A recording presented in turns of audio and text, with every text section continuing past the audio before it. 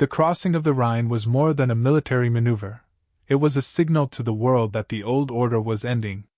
The message Churchill sent to Patton, though brief, became a touchstone for the new era that was dawning.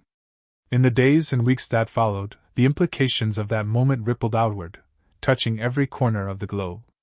For the men on the ground, the crossing was a test of everything they had learned. The engineers who built the pontoon bridges worked under constant fire, their hands numb from the cold, their nerves stretched to the breaking point. Infantrymen waded through waist-deep water, bullets snapping overhead, the roar of artillery shaking the earth. Tank crews waited for the bridges to be finished, engines idling, eyes scanning the far bank for muzzle flashes. Every man knew that the eyes of the world were on them. Patton, ever the showman, marked the occasion in his own way. According to his diary, after the first elements of his Third Army had crossed, he strode to the water's edge, unzipped his fly, and urinated into the Rhine. It was a gesture both crude and symbolic, a personal message to the German army, and perhaps to history itself. "I have been looking forward to this for a long time," he quipped to his staff. The story spread like wildfire, becoming part of the legend of Patton, a man who defied convention, who made his own rules, who led from the front. But beneath the bravado, Patton understood the gravity of the moment. He knew that the war was entering its final, most dangerous phase. The German army was collapsing, but the enemy was still capable of fierce resistance. In the days after the crossing, the Third Army encountered pockets of fanatical SS troops, desperate to hold the line, to buy time for their leaders in Berlin. The fighting was brutal, house to house, street to street. The cost was high. Churchill, too, felt the weight of history. As he toured the front lines, he saw the devastation wrought by years of war, the shattered towns, the refugees streaming west, the faces of soldiers hardened by battle. He knew that victory would bring its own challenges. The liberation of Europe was only the beginning. The task of rebuilding, of forging a lasting peace, would be even harder. The message Churchill sent to Patton was, in many ways, a message to the world. It was a call for unity, for resolve, for the courage to face the unknown. It was a reminder that the sacrifices of the present would shape the future. And it was a warning that the end of one war could be the beginning of another, if the lessons of history were forgotten. The crossing of the Rhine was not just a feat of arms, it was a triumph of engineering, logistics, and tactical innovation. The river itself was a formidable obstacle, over 400 yards wide in places, with swift currents and steep, muddy banks. The Germans had prepared their defenses with ruthless efficiency, mining the approaches, zeroing in artillery, and flooding the lowlands. To overcome these challenges, the Allies marshaled every resource at their disposal. Combat engineers, known as the sappers, played a crucial role. They worked through the night, assembling pontoon bridges under fire, laying down smoke screens to conceal the movement of troops and vehicles. The Bailey Bridge, a British invention, became the backbone of the crossing, its modular design allowing it to be assembled quickly, even under the most difficult conditions. The assault itself was a masterpiece of coordination. Artillery pounded the far bank, suppressing enemy positions. Assault boats, manned by infantry and engineers, slipped across the water in the darkness, their paddles muffled, their hearts pounding. Once a foothold was established, tanks and trucks rumbled across the hastily built bridges, bringing reinforcements and supplies. Patton's use of deception was also critical. In the days leading up to the crossing, his staff orchestrated a series of feints and diversions, drawing German attention away from the real point of attack. Dummy tanks, fake radio traffic, and false troop movements convinced the enemy that the main crossing would come elsewhere. When the real assault began, the Germans were caught off guard, their reserves out of position. The technical challenges were immense. The Rhine's currents threatened to sweep away the fragile bridges. German artillery zeroed in on the crossing points, turning the river into a killing ground. But the Allies pressed on, their determination unshakable. By the end of the first day, thousands of troops were across, and the bridgehead was secure. The success of the crossing was a testament to the power of innovation, of teamwork, of the relentless drive to overcome the impossible.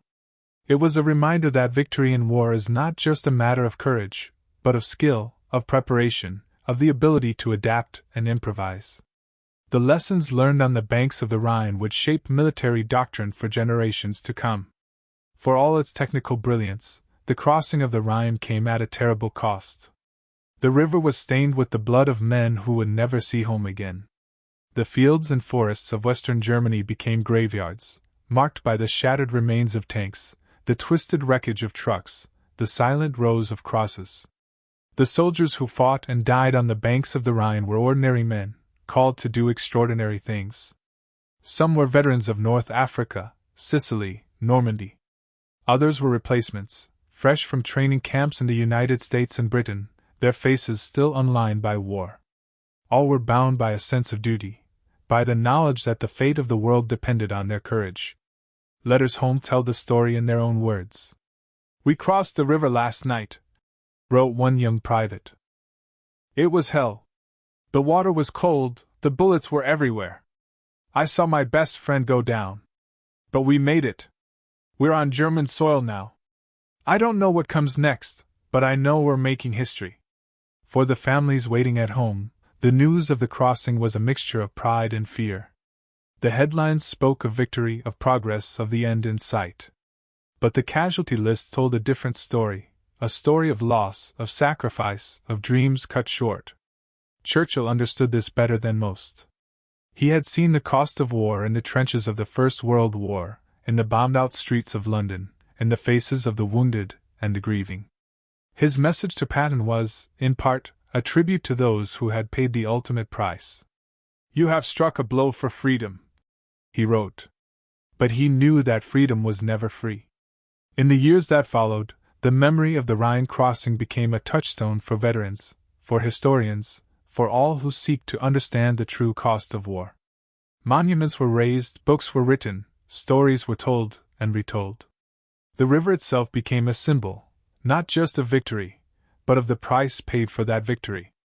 As the decades have passed, the story of what Churchill said to Patton after crossing the Rhine has taken on new meaning. In a world still shaped by the events of 1945, the lessons of that moment are as relevant as ever. The crossing of the Rhine was a turning point, not just in the war, but in the history of the modern world. It marked the end of one era and the beginning of another. The old empires faded, new powers rose, and the map of Europe was redrawn. The alliance that had won the war soon gave way to a new rivalry, the Cold War, a struggle for influence and ideology that would last for generations. Churchill's message to Patton was, in many ways, a prophecy. He saw the dangers ahead, the divisions, the rivalries, the temptations of power. He knew that victory could breed complacency, that the seeds of future conflict were already being sown. His words were a call to vigilance, to humility, to the recognition that the work of building a better world is never finished. For Patton, the crossing of the Rhine was both a triumph and a tragedy. He had achieved his goal, fulfilled his promise, etched his name in the annals of history. But he also saw the limits of power, the fragility of alliances, the unpredictability of fate. In the months after the war, Patton would struggle with the realities of occupation, with the challenges of peace, with the knowledge that the world he had fought to save was changing in ways he could not control. For Churchill, the end of the war brought its own challenges. He would soon be voted out of office, his country exhausted by years of sacrifice. But his vision, his words, his example would endure. The message he sent to Patton was a message to all who would follow, a reminder that leadership is not just about victory, but about responsibility, about the courage to face the future with hope and determination. Today, as we look back on the crossing of the Rhine, we are reminded of the power of words, of the importance of leadership, of the enduring value of courage and sacrifice. The river still flows, its waters carrying the memory of those who crossed it in the name of freedom. The message Churchill sent to Patton still echoes, a challenge to each of us to rise to the moment, to seize the opportunity, to shape the future. In the end, the story of what Churchill said to Patton after crossing the Rhine is not just a story of war. It is a story of humanity, of the choices we make, the risks we take, the legacy we leave behind. It is a story that belongs to all of us, A reminder that history is not just something that happens to us, but something we create, one moment, one decision, one word at a time. And as long as the Rhine flows, as long as men and women strive for freedom, the message will endure. The world can change in a single night, with a single crossing, with a single message. The challenge is to be ready when that moment comes, to have the courage to cross our own rivers, to write our own history, to answer the call of destiny.